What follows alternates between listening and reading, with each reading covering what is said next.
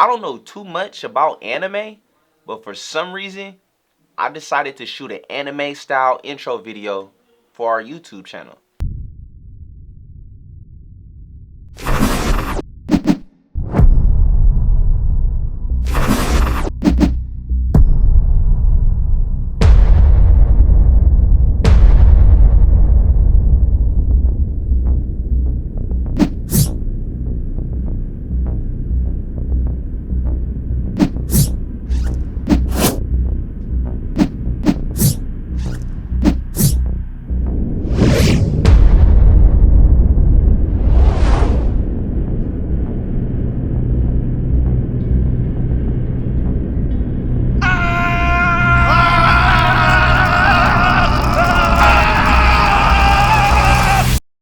Alright, now some of you just got done watching that and thought, wow, that was pretty good. And then some of you watched it and figured, I've seen better.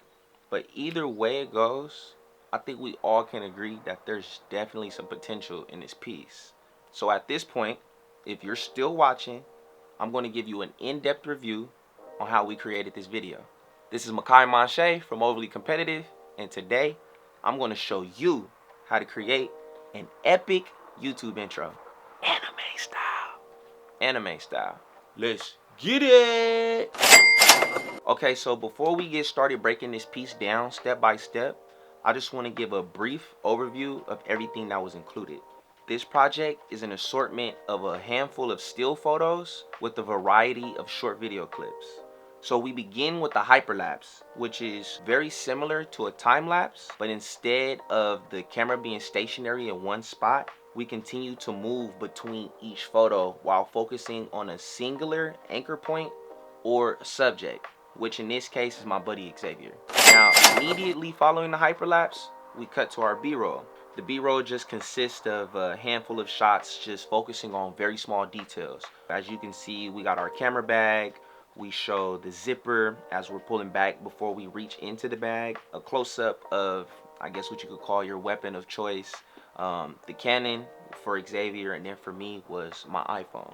Next, we continue with B-roll, pretty much just using a few different close-ups of our feet running, and I personally decided to go with the low shutter because I knew that the low shutter would create a drag and give us a blur on our feet as we're moving.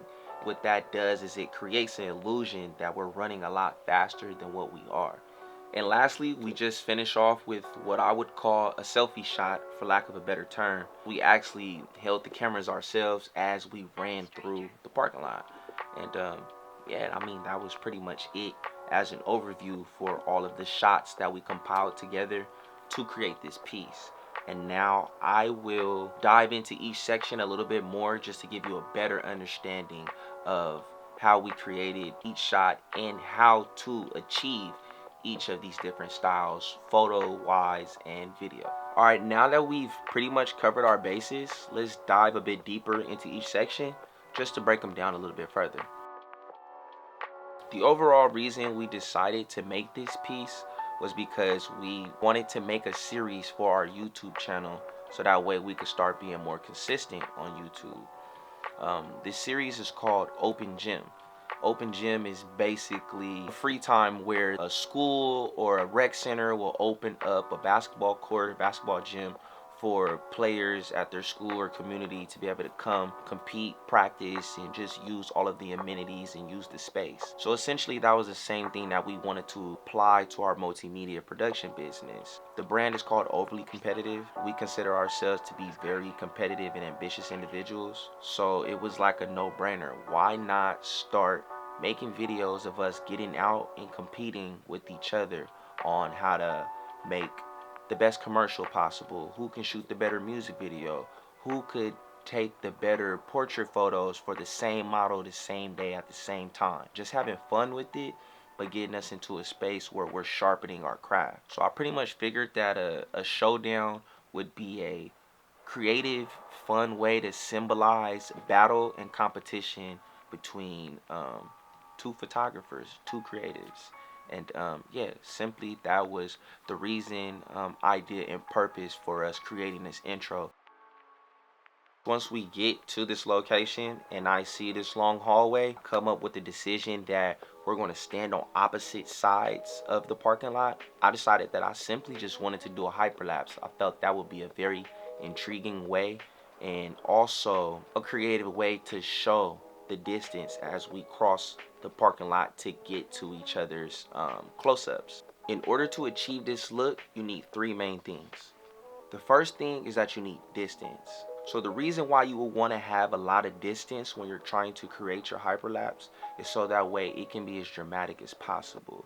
Two, the second most important thing that you need to achieve this look is to be focused on a singular subject. But in this shot, the only thing that we're really focused on is Xavier and then myself. You want to give your audience just one thing to focus on and to look at. And then also when you're doing the hyperlapse, you're making sure to focus on that subject and lock on that subject as you're taking your photos. And that leads me to the third main step of a hyperlapse, which is to have consistent footing. So as you're stepping towards your subject, me generally, I like to take about 2 to 3 steps in between each photo so that way we can cover more space. So after I got done editing the photos in Lightroom and touching them up and getting them to my liking, how I wanted with all of the colors, I'll go ahead and I throw them into Photoshop. Now as you can see here, this looks like a lot. This looks like a lot. I'll push play on it here and you can see how the whole piece plays through.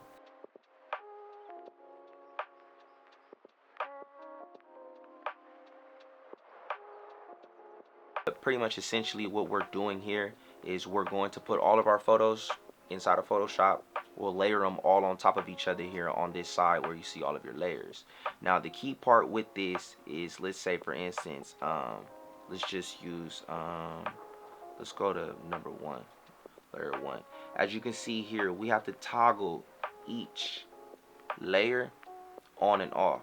So on my first frame, as you can see on our timeline where I have my first frame out of what, 31, my first frame, you only see an eyeball icon on for the first photo.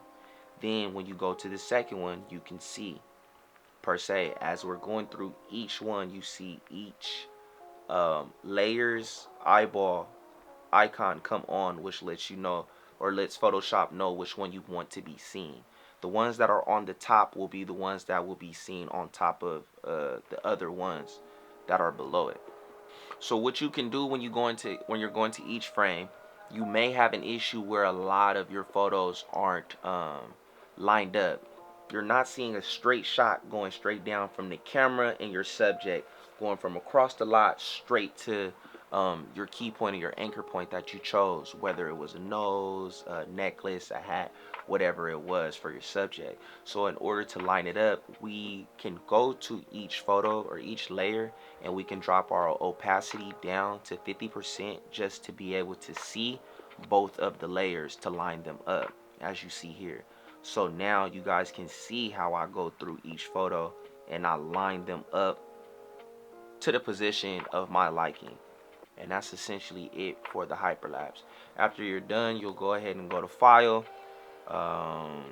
Export, and then make sure that you go to Render Video. Now I personally decided to incorporate some light just to make our piece a little bit more dynamic and vibrant. I'm really big on color, so I definitely wanted to add a bit, but I only do it when I feel that it's motivated, which in this instance I think is very suiting. This is a battle between two individuals, your typical shadow showdown. We'll go one person blue, one person red. Perfect battle colors. Now the equipment that was used to light this shot was one Nanlite Pavo tube, and I just put it up on top of a C-stand. Now the light was purposely raised up on a C-stand above my subject just to be able to create some intense shadows and give us an overall dramatic look. His hat kind of gave me a bit of a cheat because I knew that because of the long brim, the light wouldn't be able to get to certain parts of his face because the hat hangs over his face more. But I use that to my advantage. I'm pretty big on like having some type of split to where I could get like a two-tone look on my subject. So on some parts you see on his face, you see the red light cast on him, and then you see the shadow on the other part. And to me personally, I just really think it's a really cool look, and it's something that um, is just really part of my style, and it's something that I look for. And when I see it, chef's kiss. I love it every time. And now, just in case you don't believe that this was something that I came up with off of the dome or just on the fly, that's why we always keep BTS just to verify. So let's roll the clip. Okay, so now that we have all of the photos from the beginning of the hyperlapse, now I want to set up my pavo tube with the light. I'm probably going to go with a blue light versus red light. I feel like that's typical, some battle colors. And I'm just going to put it right over the top of him like a spotlight. Him having the hat on should give him a lot of shadows around the face, so it'll look a little more dramatic. But other than that, I just wanted to have a little bit more style, flavor, so I'm gonna have the colors turn on as soon as we, like, it shows like we about to be locked in, it's time to go. Yeah, that's it. Our video sequence is basically a handful of creative shots that we came up with on the fly that we felt were very suiting for the occasion and the direction that we wanted to go for the concept of this piece. Of course, we made sure to go through and get all of the small details, and specifically choosing to get these smaller details because I knew for a fact that I wanted to edit those and make them blur through pretty fast. This is a YouTube intro, so we weren't going to drag all of these things out for too long.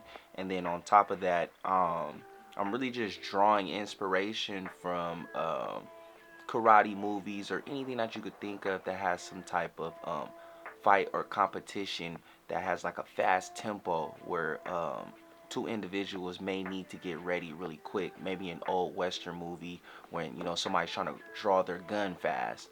And everything that you see pretty much in this piece is intentional.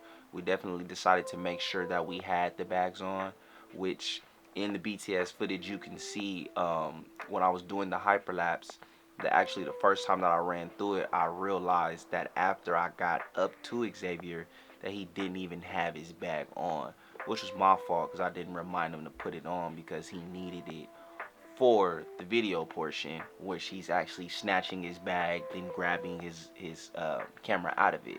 So for continuity purposes, we had to make sure that all of that made sense, and he had the bag on in the photos the same way he had them on in the video. I chose a handful of movements to choreograph Xavier to do, and then we just turned around and mirrored the same movements for myself on the other side.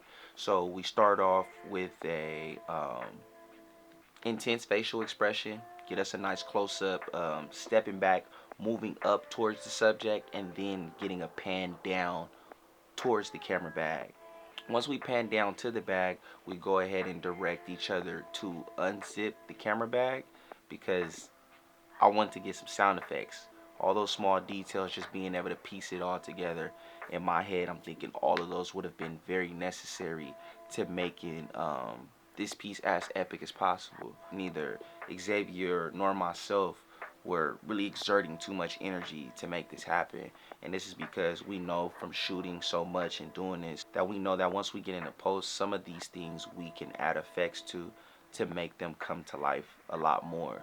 So the choice to just have us move with force to where you kind of get the dramatic effect, like we were really trying to get into battle or get into a ready stance, but we know that we can intensify it a little bit more by just speeding up the duration of the clip to make sure that it plays a lot faster and it looks way more dramatic than what it really was in real time. So yeah, that's pretty much was it for the video sequence. What I will say though, as far as planning within the shoot, we made it a point to knock out our hyperlapse in all of our photos because once I knew that we were going to add a light, we knew that we didn't want to go back and forth trying to move this C-stand and these pavo tubes back and forth and resetting up our shots. So what we did is we started with Xavier. I went down, did my hyperlapse of him just standing still, not moving, to knock that out. And then after I got a couple extra photos of him in the same space, did the video footage with the light on and knocked out all of Xavier's portion. So once we got done with his, we moved to the other side of the parking garage, and then we knocked out all of the same clips with myself, rather than having to go, let's do all of your shots for this sequence here, then do mine, then go back, then go back. Just start in one spot, knock out everything across the board, go to the next spot and do the same thing. Done. Other than that, I mean, that was really the whole piece, just breaking it down step by step, the best that I could, to give you guys some understanding on how not only we accomplished making this piece, but also to give you some insight on how we go about creating our projects, and the thought process behind it, to encourage anyone out there who may want to book us for a shoot, or just to get us on set with them to work. We'd love to collab if anyone wants to collab. Um, yeah, just trying to grow this multimedia production company day by day, and get myself into a space where I'm living full time off of, working and making art for people and for myself. Um, yeah, if anyone has any other questions, you can just drop them down in the comments, or you can email us at teamocp.llc@gmail.com. I'll add all of those into the description of this video. And I just want to thank you guys for watching this far. Let us know in the comments what other type of style videos you guys would want to see us do. Make sure to check out the open gym video if you didn't see the whole thing. This is just the intro of it, so if you want to watch the whole video and just see us go and compete, yeah, go ahead and check us out, and let us know what you think. Other than that, I appreciate you guys for watching, and I want to say thank you. Don't forget to like or subscribe to the channel, and give us feedback so we can keep these things going. Tutorials, open gym competitions, blogs, whatever it is you guys may want to see from us. Let us know. Let's get this thing going. Once again, it's your boy Makai Manche from Overly Competitive, and that's a wrap. Appreciate you guys. Have a good one.